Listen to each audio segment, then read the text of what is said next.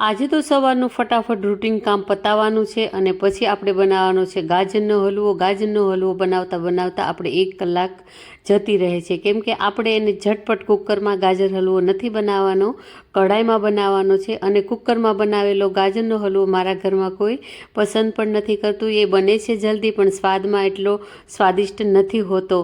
તો એટલા માટે આપણે આજે ગાજરનો હલવો બનાવશું ને એ આપણે કઢાઈમાં બનાવશું. તો બસ સવારનું રૂટીન જે કામ હતું ને એ બધું મેં અહીંયા પતાવી દીધું છે અને પછી હું આવી ગઈ છું રસોડામાં. તો રસોડામાં પહેલાં તો મેં અહીંયા જે મસાલિયું હોય છે ને એને આજે ધોવામાં નાખ્યું હતું, તો એને ધોઈ અને સાફ કરી લૂછી લીધો અને બધા જે આપણા રેગ્યુલર મસાલા હોય ને તે તેમાં ભરી દીધા. આના વગર તો આપણી રસોઈ શક્ય જ નથી.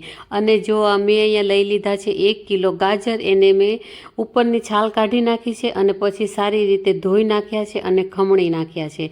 તો અહીંયા મેં બધા ગાજર ખમણી નાખ્યા. હવે આપણે લેવાની છે એક મોટી કઢાઈ, એમાં નાખી દેવાનું છે 2 થી 3 ચમચી ઘી અને કાજુને શેકી લેવાના છે. તો મેં અહીંયા અડધો કપ કાજુ લીધા હતા, એને ઘીમાં થોડીક વાર શેકી લીધા છે અને એને આપણે ઠંડા કરવા મૂકી દઈશું અને એ જ ઘીમાં આપણે ખમણેલા ગાજર નાખી દેવાના છે. તો ગાજરને આપણે 2 થી 3 મિનિટ લગાતાર આવી રીતે હલાવી અને શેકી લેવાના છે. અને જે આપણા કાજુ ઠંડા થઈ ગયા છે ને એના આપણે ટુકડા કરી લેવાના છે. તો અહીંયા આપણા કાજુના ટુકડા થઈ ગયા છે અને અહીંયા 3 થી 4 મિનિટ થઈ છે ગાજરને શેકતા શેકતા. તો મેં અહીંયા એમાં નાખી દીધું છે 1 લીટરથી પણ વધારે દૂધ.